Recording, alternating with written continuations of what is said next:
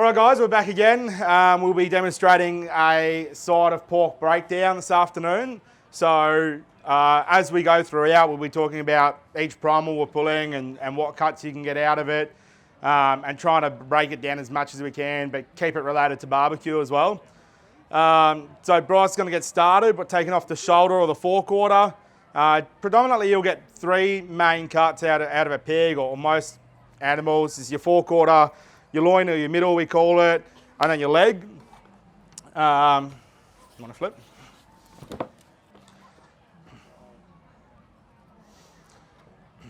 So as far as barbecue is concerned, a lot of our favourite cuts come out of the shoulder. As Bryce delicately takes the shoulder off there.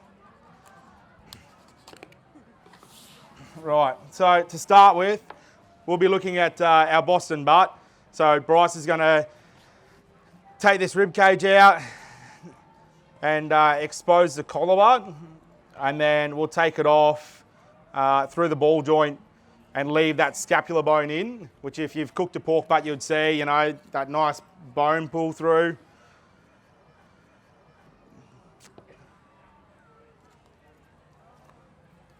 Probably talking a bit quicker than he can butcher at the moment.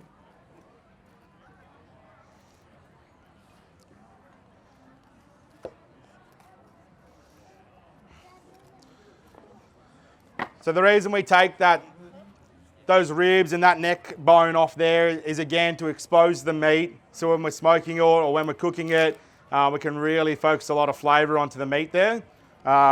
So great for soups and things. We've got our hand. We would normally bone and string tie this or leave it as a bone-in shoulder roast and score it up.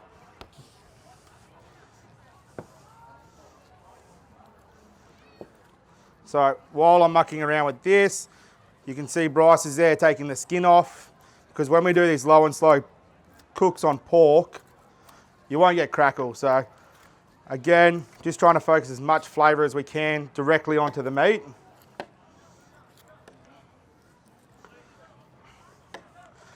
That there's part of your pork hock, or you might get it brined and smoked into a bacon hock, probably a bit more popular through winter. And then we'd normally roll this guy here and score him up for a forequarter roast, maybe throw it in some netting.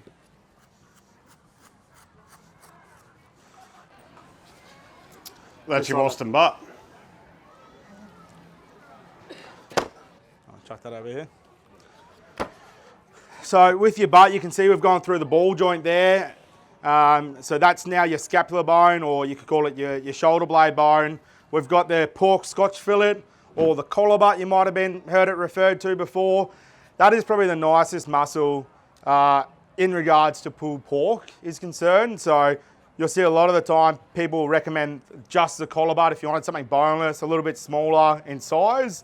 If you want something a bit bigger with the bone in it, that's your pork butt there. Nice bit of bone in it. So once that's cooked for 9-10 hours, that bone will just pull out nicely. You'll just be able to grab it and it'll just pull apart. So number one, your pork butt. Now, as he takes the leg off the loin here, the leg isn't super popular in, I guess, American barbecue. We use it a lot here for pork roasts, leg roasts and things.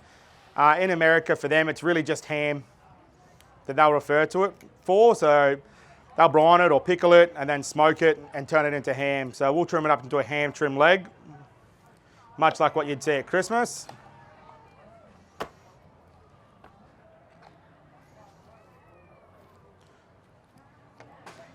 So remove any excess fat and pieces of meat.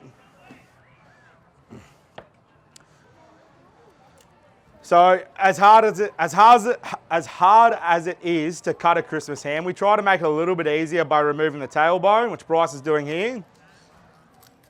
So this will be taken out when you get your hams. And essentially,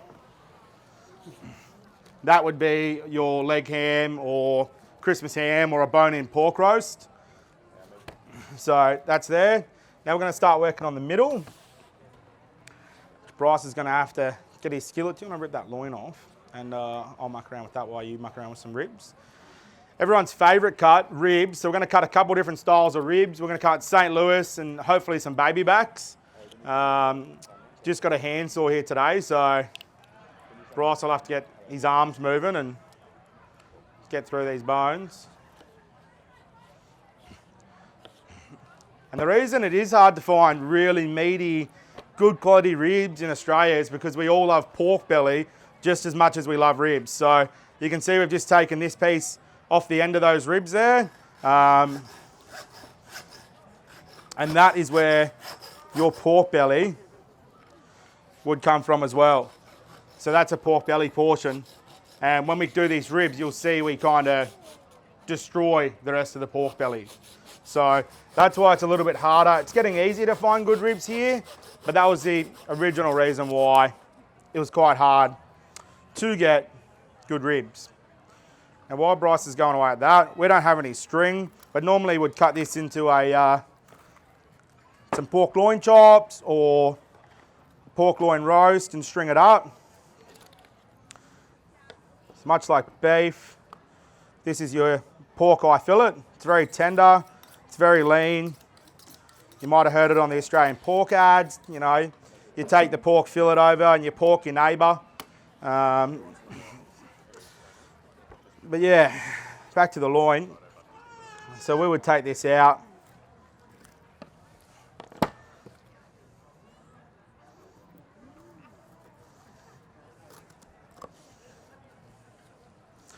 And this is one of the best pork roasts I believe you can get.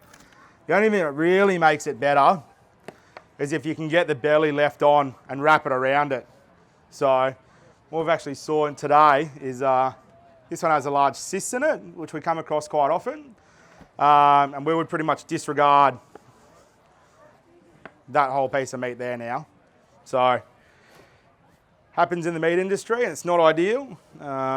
But we've got to do what we've got to do. So now we're left with this beautiful mini pork loin roast. Bryce has got some St. Louis cut ribs. So predominantly the St. Louis, you'll see, is from the belly and there's some curved ribs left on the loin over there. So Bryce will talk you through what he's going to do with the St. Louis here. Pretty much at the moment it's just a bone and pork belly. To turn it to a St. Louis, we're going to take the skin off. We've already cut it reasonably even, as much as you can with a handsaw.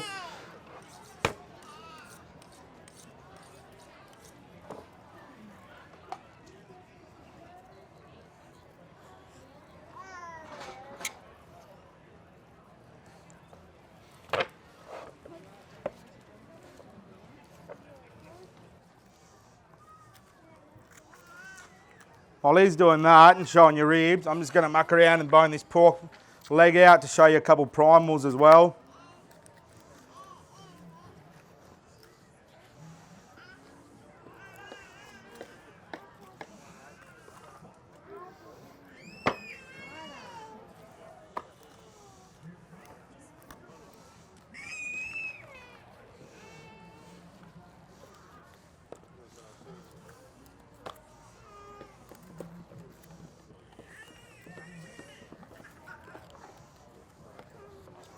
Pork crackle there. That's your St. Louis cut pork rib.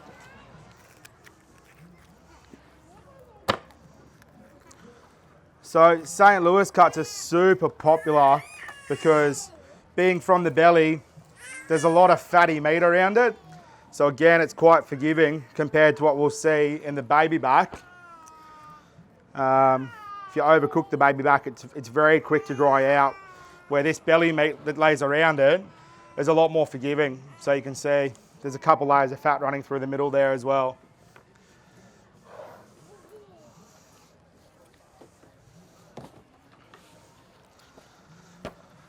That's our boneless leg. Doesn't look very pretty at this stage, but generally we would score that up and tie that to get you some nice pork leg roasts. These are your baby back ribs here. So they've been cut quite short, but your baby back ribs will always have that curved bone to them. And like we were just talking about, they'll have this loin meat layered behind them which is very lean. Now, if you can get the baby backs right, it is probably the nicest rib. But there is a very small window to nail a baby back rib, I believe.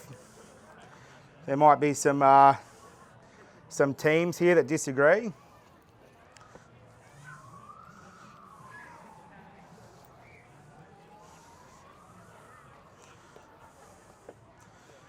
So normally we would take that backbone out, and that would be the meat you'd find on your baby back rib. So you can see it's a lot leaner than what your St. Louis cut is, but if you get it right, just as delicious. And then from there, because we're just great at adapting to things and everyone wants things cut the American style, we would bone and roll this again for a loin roast.